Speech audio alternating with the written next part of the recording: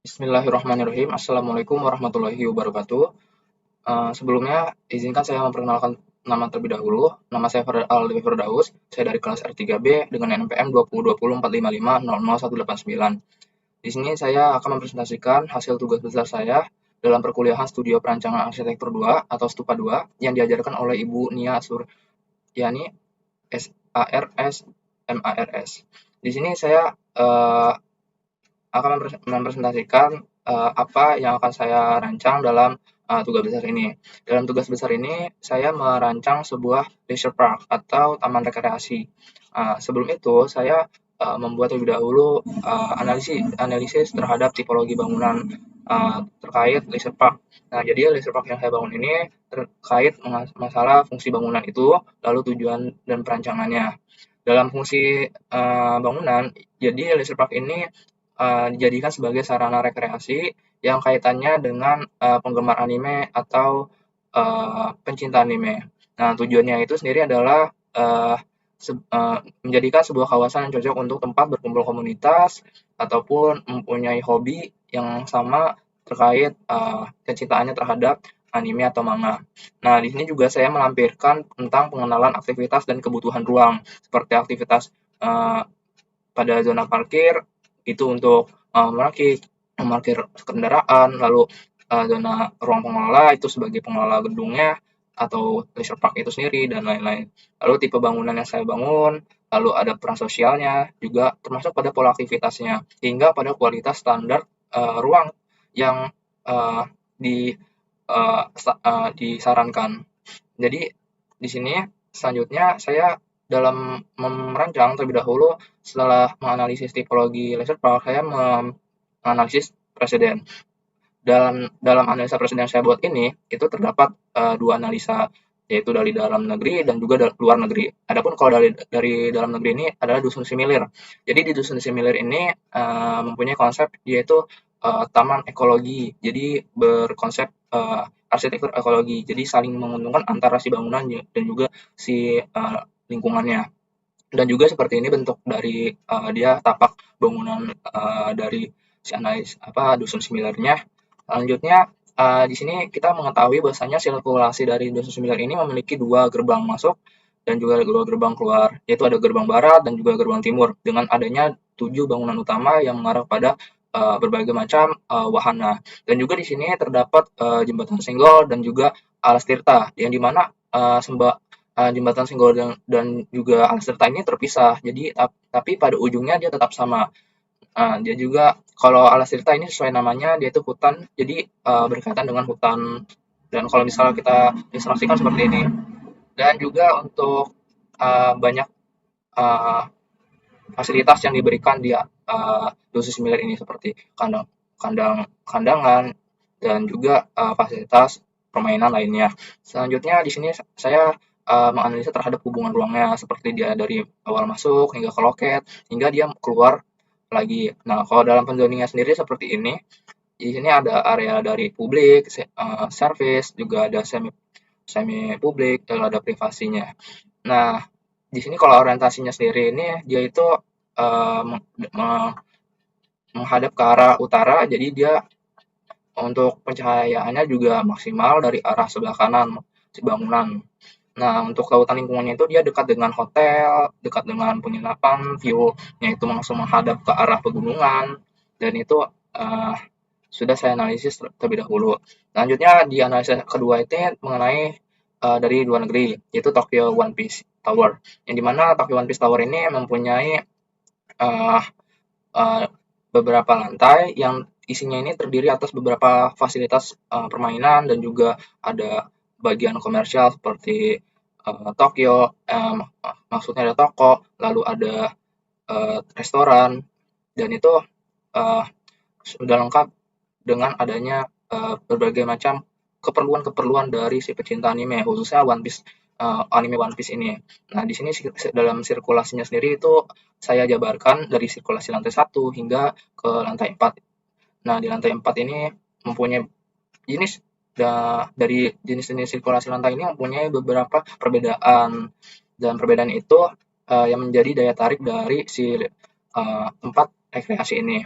Dan di sini juga saya menjabarkan dari hubungan ruangnya, seperti dia bagaimana naik ke lantai 1 ke lantai 2-nya, dia itu menggunakan eskalator. Nah, untuk site-nya sendiri, tautannya ini seperti ada pencahayaan, dia dari sebelah timur dari sini, lalu untuk sirkulasi udaranya itu kebanyakan dari selatan, lalu ada kebisingannya kan jalan raya sebelah sini, jadi dan juga ada jarak antara kawasan dan juga kebisingan. Jadi kebisingannya rata-rata adalah sedang saja. Nah, selanjutnya setelah saya melakukan analisa, saya memberikan kesimpulan. Kesimpulan ini seperti adanya kesesuaian konsep terbangun, lalu kelebihan, kekurangan, persamaan, dan perbedaan. Nah, untuk isinya seperti ini. Selanjutnya di sini saya melakukan analisa tapak atau site, di mana site yang saya akan bangun ini berada di negara Indonesia, tepatnya di Provinsi Banten, atau lebih spesifiknya lagi adalah Tangerang atau BSD. Di BSD ini mempunyai sejarah kawasan yang panjang, di mana dari mulai dia merupakan kawasan penjajahan hingga menjadi kawasan yang cukup terkenal hingga saat ini. Hingga banyak yang mengatakan BSD ini merupakan daerah yang modern untuk zaman ini ataupun untuk zaman kedepannya. Nah, di analisa sendiri saya menjabarkan ada analisa figur ground, ada analisa akses, tapak, juga ada analisa publik. Selanjutnya ada sirkulasi antara perbedaan motor dan mobil, sirkulasi manusia, kebisingan, view. Lalu untuk kondisi tapaknya sendiri saya jabarkan dia itu dekat dengan universitas dari universitas seperti Universitas Multimedia Nusantara, UMN. Jadi dia mempunyai isu yang lumayan mengundang dari pencinta si anime ini sendiri gitu. Nah, di sini juga di kondisi tapak saya menjabarkan analisa dari iklim makronya sendiri, seperti iklim dari orientasi matahari, orientasi udaranya, dan juga di sini saya menjabarkan pendoningan wilayahnya, yang dimana kebanyakan dekat dengan wilayah penduduk dan juga komersial. Jadi sangat cocok untuk dibangun kawasan yang saya rancang mengenai leisure park anime ini. Lalu saya melakukan analisa program ruang. Dan program ruang ini saya menjabarkan analisa pengguna aktivitas seperti keamanan hingga ke pengelolaan. Lalu setelah itu si program ruang juga saya membuat sebuah kebutuhan ruang, di mana kebutuhan ruang ini saya buat jabarkan secara zona-zonanya masing-masing, seperti zona parkir, pengelola, pembelanja, dan itu sudah saya tetapkan. Selanjutnya di sini saya membuat bubble spacegram, yang dimana bubble spacegram ini saya membedakan antara zona publik, zona service, buffer itu ada penyangga, jadi pembatas antara kebisingan dan juga daerah kawasan itu sendiri, dan itu sangat membantu. Selanjutnya di sini saya merencanakan sebuah tema dan konsep rancangan. Jadi konsep rancangan itu, temanya itu saya mengambil biophilic design, yang dimana konsepnya itu berasal dari biophilic design itu yang terdiri atas 14 pola, yang diantaranya saya mengambil beberapa, yaitu seperti the nature space itu mengambil thermal aero variability, terus ada space water, dan ini saya manfaatkan sesuai kebutuhan si tapak itu sendiri, bukan dijadikan suatu patokan atau prioritas dalam perancangan, tapi hanya sebagai obat dalam si perancangan tapak yang saya bangun ini. Lalu saya merancang sebuah site. Nah, dalam merancang site ini, saya terlebih dahulu mengelompokkan ruang dalam, ruang luar, lalu konfigurasi ruang dalam dan bangunan, lalu ada konfigurasi lantai tipikalnya juga. Lalu setelah itu saya bisa membuat gubahan massa. Nah, kira-kira bangunan gubahan massanya seperti ini, yang dimana pada lantai dasarnya itu dia itu terpisah, namun pada lantai tipikalnya itu dia terhubung begitu. Nah, di sini saya lanjut rencana luar ruang bangunan seperti ini. Lalu masuk ke block plan. Nah, block plan sehingga jadi seperti ini dan jadilah site plan. Nah, untuk lebih spesifiknya sendiri, site plan ini seperti ini. Jadi sudah saya bedakan warna-warna antara ruang, sehingga ini membantu dalam proses pengelolaan ruang-ruang yang akan saya bangun. Nah, hingga saya membuat sebuah potongan terlebih dahulu untuk memudahkan dalam proses perancangan.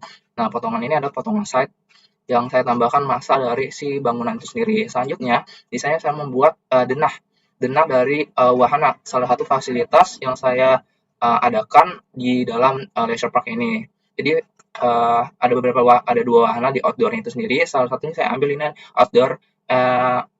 Jadi dari tema Uzumaki yang memiliki mempunyai kekuatan yang sangat besar. Jadi di sini ada beberapa permainan yang memerlukan kekuatan dan itu diharapkan menjadi salah satu nilai dalam perancangan itu sendiri.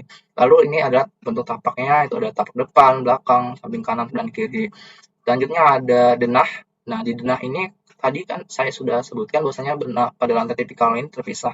Nah, jadi kalau misalnya dipisah seperti ini, di sini ada zona restoran, ada komersial, ada lobby dan juga pengelola. Di sini selanjutnya terusannya di sini ada museum, ruang gambar dan juga taman.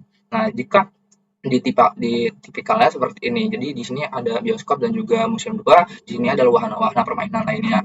Dan untuk potongannya sendiri seperti ini. Untuk tapak depan dan belakangnya seperti ini. Dan untuk tampak samping kanan dan kirinya adalah seperti ini. Untuk bangunan penginapannya itu sendiri dananya seperti ini, dan untuk potongannya seperti ini, dan untuk tampaknya itu depannya itu seperti ini dan belakang seperti ini, sedangkan untuk samping kanan dan kirinya adalah seperti ini. Dan untuk masuk ke detailnya ini saya menampilkan detail dari action figure itu sendiri. Jadi action figure-nya itu ada penampangnya, dan juga untuk action figure berukuran kecil itu saya masukkan ke dalam sebuah box yang melindungi kerusakan. Lalu di sini ada detail kursi, ada detail kalau misalnya orang mengalami kesulitan dalam menentukan arah, itu di sini saya menyediakan sebuah petunjuk atau peta. Lalu ada pintu, ada kursi. Lalu di sini ada detail struktur, dan terakhir itu ada ini perspektif interior dari lobby, interior dari si salah satu fasilitas yang disediakan, itu adalah action figure museum kecilnya, dan juga perspektif interior. Mungkin itu yang bisa saya sampaikan, kurang lebihnya saya mohon maaf. Wabillahi taufiq walhidayah. Wassalamualaikum warahmatullahi wabarakatuh. Terima kasih.